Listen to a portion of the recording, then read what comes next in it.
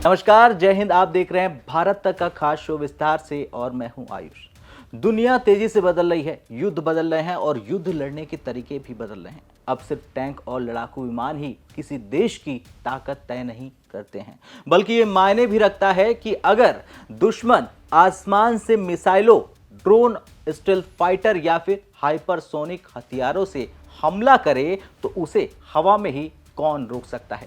ऐसे दौर में भारत की हवाई सुरक्षा से जुड़ी एक ऐसी खबर सामने आई है जिसने पूरी दुनिया का ध्यान अपनी ओर खींच लिया है।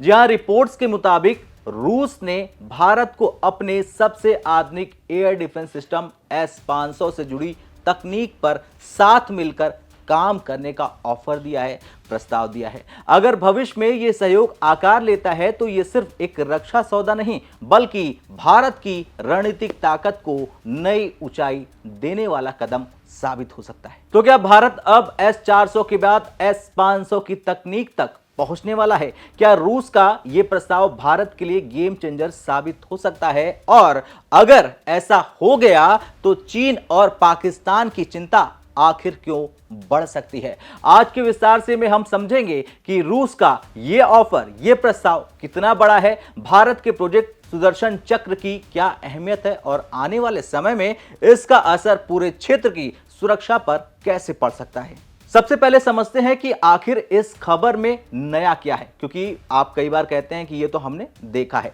लेकिन चलिए हम आपको पूरी खबर विस्तार से बताते हैं। देखिए, भारत और रूस के बीच रक्षा सहयोग कोई नई बात नहीं है। दशकों से रूस भारत का सबसे भरोसेमंद रक्षा साझेदार रहा है। भारतीय सेना के पास मौजूद कई बड़े प्लेटफॉर्म, चाहे वो सुखोई 30 MKI लड़ाकू विमान हो, T-90 टैंक हो, MiG-29 Mi-17 हेलीकॉप्टर हो या INS विक्रांत, या फिर दुनिया की सबसे सफल सुपरसोनिक क्रूज मिसाइलों में से शामिल ब्रह्मोस, इन सब में रूस की बहुत बड़ी भूमिका रही है। और इसी मजबूत संबंध के दोस्ती के बीच अब रिपोर्ट में दावा किया गया है कि रूस ने भारत को अपने सबसे advance air defence system S-500 से जुड़ी तकनीकों पर संयुक्त रूप से काम करने का ऑफर दिया है, प्रस्ताव दिया है। यानी इस बार बात सिर्फ हथियार खरीदने तक सीमित नहीं रह गई, बल्कि तकनीक साझा करने और भविष्य का सिस्टम साथ मिलकर विकसित करने पर हो रही है। यही वजह है कि इस खबर को बेहद अहम माना जा रहा है और यह खबर भारत के लिए बहुत अहम है। भारत पहले से ही S-400 Triumph air defence system का इस्तेमाल कर रहा है। भारत ने रूस के साथ कुल 5 S-400 स्क्वाड्रन खरीदने का समझौता किया था। इनमें से 3 से ज्यादा स्क्वाड्रन फिलहाल भारतीय वायुसेना में ऑपरेशनल है और देश की हवाई सुरक्षा को मजबूत कर रहे हैं। S-400 ने भारतीय वायुसेना की क्षमता में काफी बड़ा इजाफा किया है। यह अलग अलग दूरी की मिसाइलों के जरिए लड़ाकू विमान, ड्रोन, क्रूज मिसाइल और कई हवाई खतरों को सैकड़ों किलोमीटर दूर से ट्रैक करते हैं और इंटरसेप्ट करने में पूरी तरह से सक्षम है। यही वजह है कि भारत के एयर डिफेंस नेटवर्क की रीढ़ के तौर पर इसे देखा जाता है और रूस का इसमें बहुत बड़ा हाथ है। और ऑपरेशन सिंदूर के दौरान भी भारत के मजबूत एयर डिफेंस नेटवर्क की ताकत पूरी दुनिया ने देख ली और उसकी काफी चर्चा भी हुई। S-400 समेत भारतीय वायु रक्षा प्रणाली ने पाकिस्तान की रणनीति को पूरी तरह से नाकाम कर दिया और उसे बड़ा झटका दिया। मात्र 4 दिनों में पाकिस्तान घुटने पर आ गया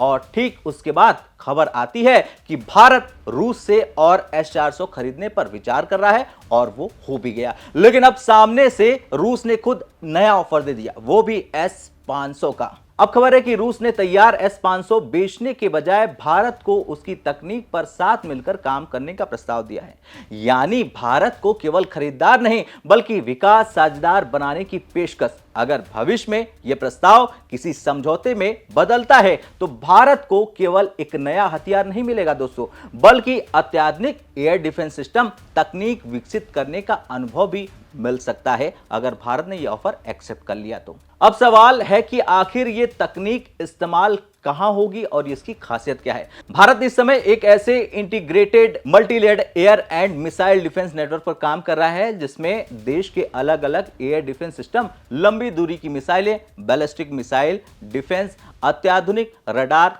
सेंसर और कमांड एंड कंट्रोल सिस्टम एक ही नेटवर्क से जुड़े होंगे। सीधे शब्दों में कहें तो अगर भविष्य में किसी भी दिशा से मिसाइल, ड्रोन, स्टेल्थ फाइटर या हाइपरसोनिक हथियार भारत की ओर पड़ते हैं तो पूरा नेटवर्क एक साथ सक्रिय होकर खतरे को पहचान लेगा और उसे वहीं पर रोकने की कोशिश करेगा और वहीं पर उसको मार गिराएगा। इस नेटवर्क की एक और अहम कड़ी है प्रोजेक्ट कुशा। डीआरडीओ का यह स्वदेशी long range air defence system Bharat की आत्मनिर्भर रक्षा रणनीति का अहम हिस्सा है। इसके कई इंटरसेप्टर मिसाइलों का सफल परीक्षण हो चुका है और भविष्य में इसे S-400 जैसी क्षमता वाले भारतीय सिस्टम के रूप में देखा भी जा रहा है। ऐसे में अगर S-400 का अनुभव, प्रोजेक्ट कुशा की स्वदेशी ताकत और S-500 से जुड़ी उन्नत तकनीकी क्षमताएं एक ही सुरक्षा ढांचे का हिस्सा बन जाती हैं, यानी एक ही हिस्से में आ जाती हैं, तो भारत का एयर डिफेंस नेटवर्क दुनिया के सबसे मजबूत नेटवर्कों में शामिल हो सकता है। अब अगला सवाल यह है कि S-500 आखिर इतना खास क्यों माना जा रहा है और रूस ऑफर क्यों दे रहा है। देखिए, S-500 को रूस की अगली पीढ़ी का एयर और मिसाइल डिफेंस सिस्टम कहा जाता है। इसकी क्षमताओं को लेकर सार्वजनिक दावों के अनुसार ये केवल लड़ाकू विमान ही नहीं बल्कि स्टील्थ फाइटर, इतना ही नहीं, हाइपरसोनिक हथियार और इंटरमीडिएट रेंज बैलिस्टिक मिसाइलों जैसे जटिल खतरों का भी मुकाबला करने के लिए डिजाइन किया गया है। रसिया ने तो ये तक दावा किया है कि ये दुनिया के सबसे आधुनिक विमान F-35 को भी मार गिराने की ताकत रखता है और यही वजह है कि कई रक्षा एक्सपर्ट इसे भविष्य के युद्धों का एयर डिफेंस सिस्टम मानते हैं। वैसे दूसरी तरफ भारत भी अपनी बैलिस्टिक मिसाइल डिफेंस क्षमता लगातार बढ़ाए जा रहा है। देश पहले ही BMD फेज 1 तैनात कर चुका है, फेज 2 की मंजूरी मिल चुकी है और फेज 3 पर भी काम जारी है। यानी भारत धीरे धीरे ऐसी बहुस्तरीय सुरक्षा प्रणाली तैयार कर रहा है खुद अपने देश में, जो भविष्य की चुनौतियों के अनुरूप हो। अब बात करते हैं चीन और पाकिस्तान की, क्योंकि ये कुछ ना कुछ करते रहते हैं भारत के खिलाफ। देखिए, चीन तेजी से हाइपरसोनिक हथियार, लंबी दूरी की मिसाइलें और स्टील्थ लड़ाकू विमान विकसित कर रहा है और यह सच्चाई भी है। और पाकिस्तान भी चीन की मदद से अपने मिसाइल और ड्रोन नेटवर्क को मजबूत कर रहा है, हालांकि वो भारत के सामने कभी टिक नहीं पाएगा।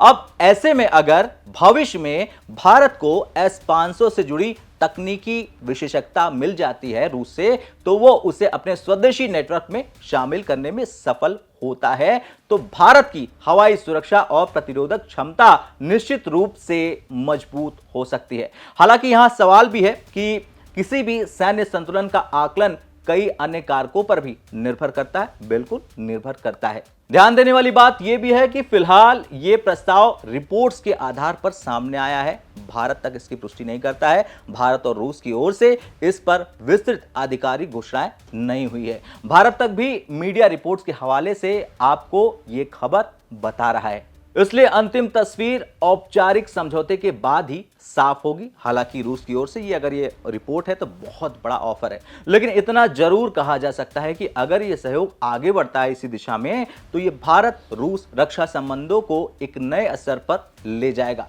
अब बात सिर्फ हथियार खरीदने तक सीमित नहीं रहेगी दोस्तों भारत और रूस के बीच, बल्कि तकनीक विकसित करने, ज्ञान साझा करने और भारत में भविष्य के एयर डिफेंस सिस्टम तैनात करने की बात होगी। यानी आने वाले वर्षों में भारत केवल दुनिया के सबसे आधुनिक एयर डिफेंस सिस्टम का उपयोग करने वाला देश नहीं रहेगा, बल्कि भारत खुद उन्हें विकसित करने वाले देशों की कतार में शामिल हो जाएगा। और अगर ऐसा हो गया तो यह भारत की रक्षा आत्मनिर्भरता की दिशा में सबसे बड़े कदमों में से एक होगा। खैर, आपका क्या कुछ कहना है? क्या भारत को रूस का यह प्रस्ताव एक्सेप्ट कर लेना चाहिए या नहीं? कमेंट में अपनी राय जरूर दें। जय हिंद।